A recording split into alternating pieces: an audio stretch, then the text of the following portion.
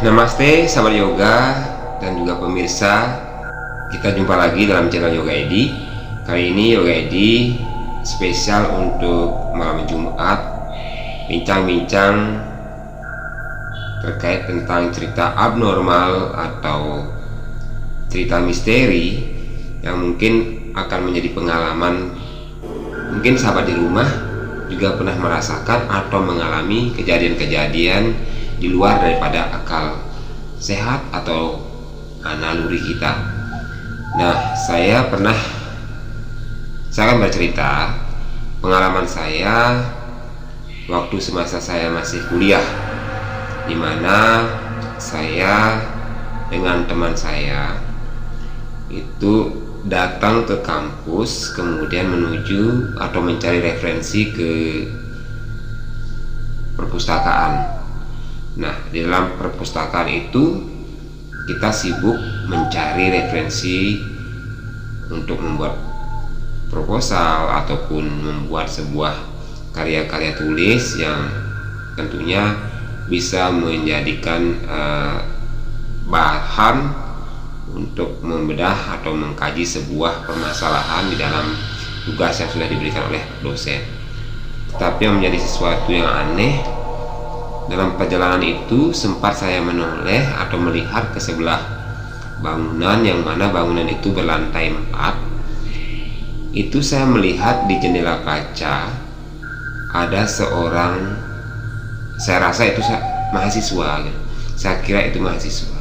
Ada seseorang yang duduk di jendela menghadap keluar dan kakinya terayun-ayun dengan santai. Nah, saya berpikir itu, wah, nekat banget anak tersebut, kok berani duduk di jendela kaca dan menghadap keluar, kakinya menjulur keluar gitu. Kemudian saya santai aja melanjutkan kembali membaca buku ataupun mencari referensi bahan daripada tugas yang sudah diberikan oleh dosen gitu bersama teman. Kemudian tiba-tiba ada suara, Mas,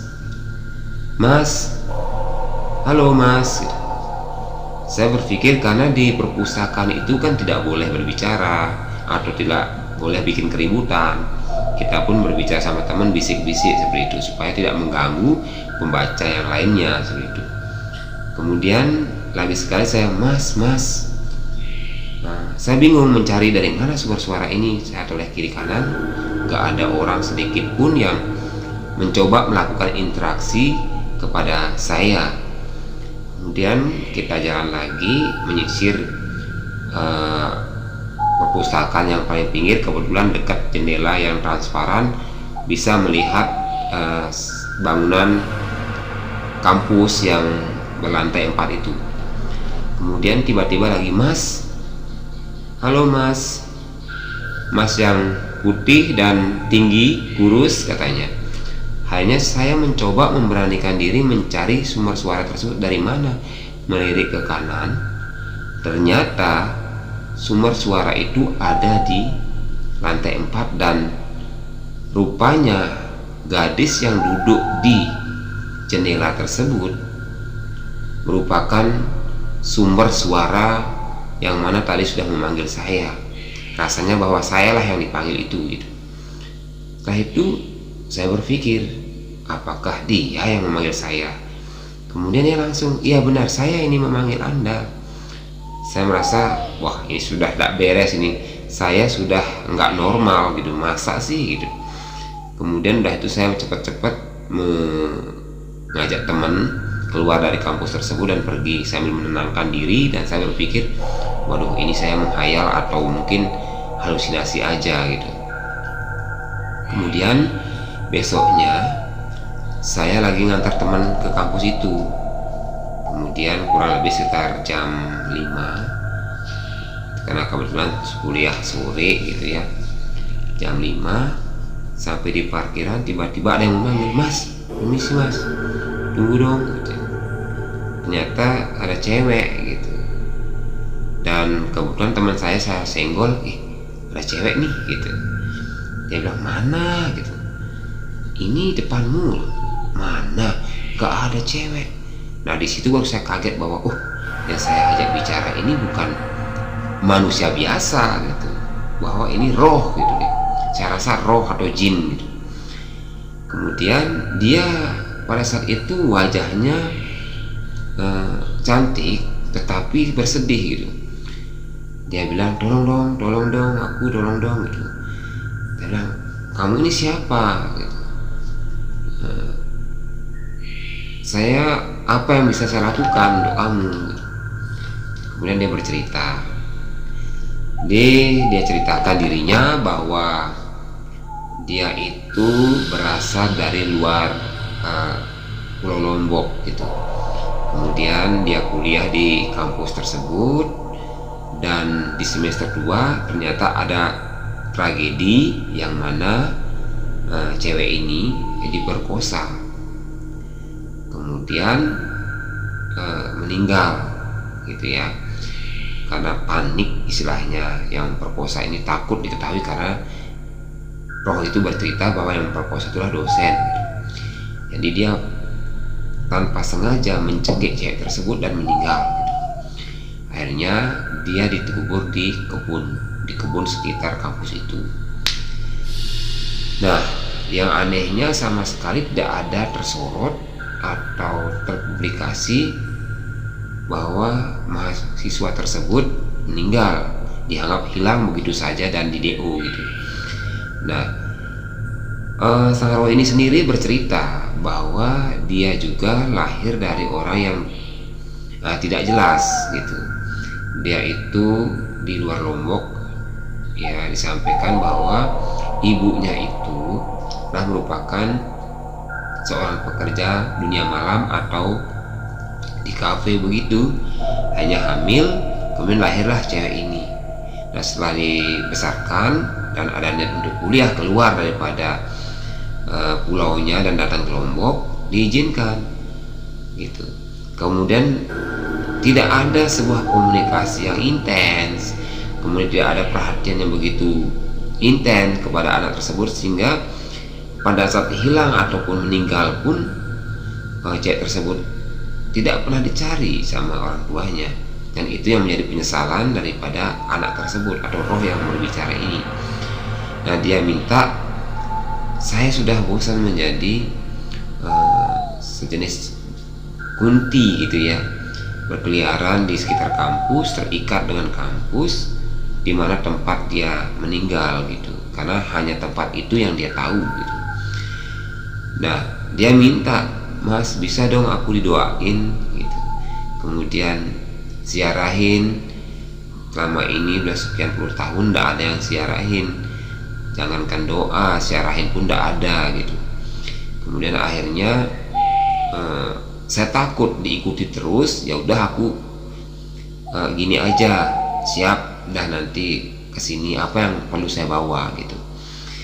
Jadi dia bilang, ziarahin dong, kasih bunga, kemudian mungkin bawain apel atau buah apa gitu.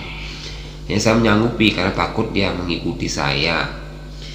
Kemudian 2 hari lagi saya datang ke sana sambil jemput temen, mengendap-endap daerah yang dimana roh tersebut menunjukkan bahwa disitulah tempat dimana kejadian itu gitu.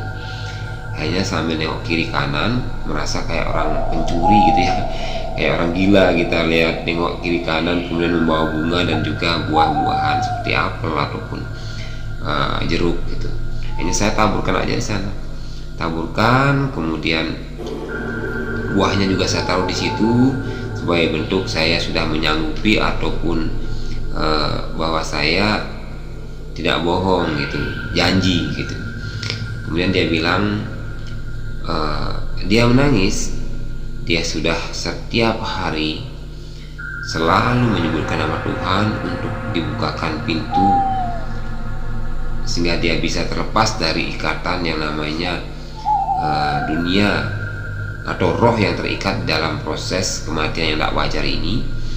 Itu tidak pernah terjadi atau tidak pernah mendapatkan sebuah bentuk sentuhan gitu, artinya tidak pernah doanya itu dikabulkan. Nah disinilah saya merasa berpikir bahwa hanya dengan berbadan fisik atau berbadan material inilah kita mampu memperbaiki kualitas diri kita gitu.